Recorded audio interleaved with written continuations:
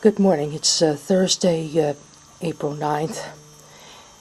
3 nights ago, I was on Sirius radio again. It was the first time I had been there since January 19th.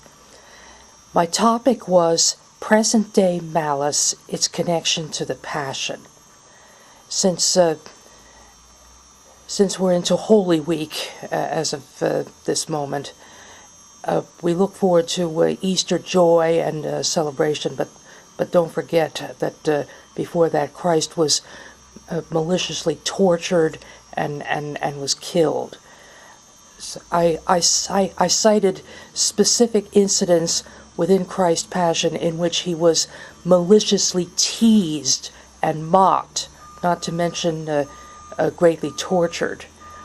The point is that present-day people who make a point of making other people suffer and derive pleasure from it are just as mean and cruel as the people who maltreated Christ. Now, where is the connection in that? If any of you remember the Gospel of Matthew, when Jesus is describing Judgment Day, and he says how God divides the good and the bad people. He says to the good people, I was hungry, you gave me food. I was thirsty, you gave me drink, etc., etc.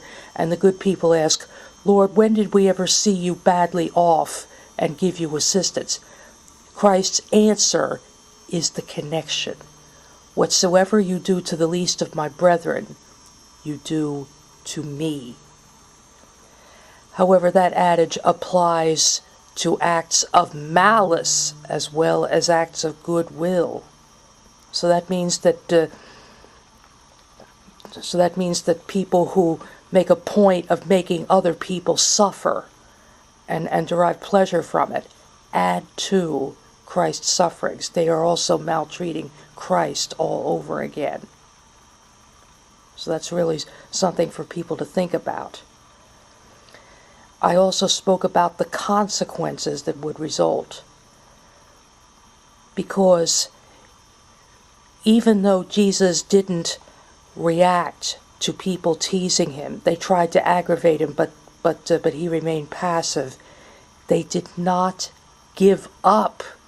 How many of you have been maltreated and been told, ignore your tormentors and they'll stop bothering you, only to find out they did not stop bothering you? Persistence, not cessation, was the case in Christ's story, and unfortunately in too many other people's cases, including mine.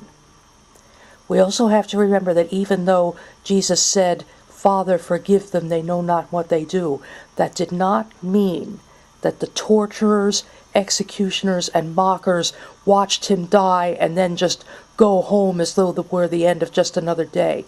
No, they all got their comeuppance, a deserving scare, because at the moment of Christ's expiration there was an earthquake and a severe thunderstorm.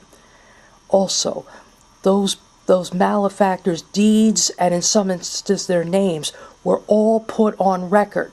They were all documented and propagated throughout the centuries, so that even today, those maltreaters are still villains after 2 millennia.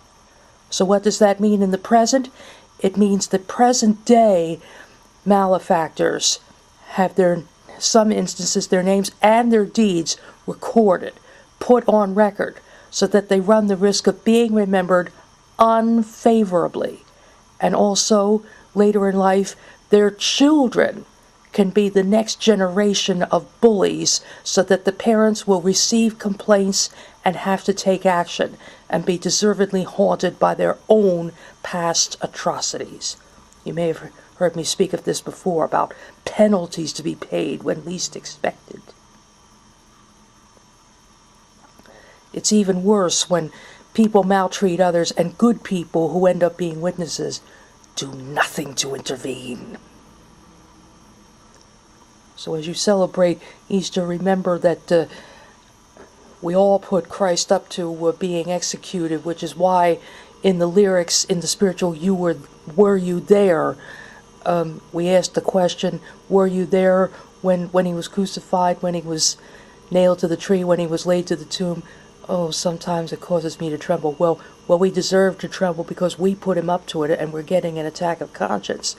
Unfortunately, I can never be sure if people who perversely enjoy tormenting other people ever have an attack of conscience. They certainly demonstrate before onlookers that they do not believe in or observe the Golden Rule.